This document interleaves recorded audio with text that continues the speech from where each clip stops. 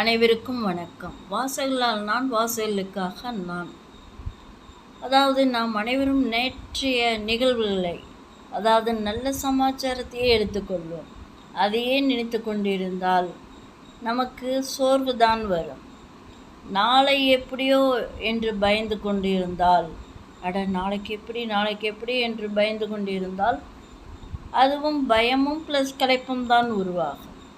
இன்றைய தினத்தை, இப்பொழுது இந்த நிமிடம் என்னவென்று நாம் யோசித்து சூழ்நிலைகளுக்கு ஏற்றவாறு நாம் உதவிகள் செய்தும் நம்முடைய வேலைகளை செய்தும் பயன்படுத்தி கொண்டால் மிகவும் நன்றாக இருக்கும் அல்லவா? தங்களிடமிருந்து விடை பெற்றுக் கொள்வது VS ரோமா, கோயம்புத்தூர். அனைவருக்கும் வணக்கம்.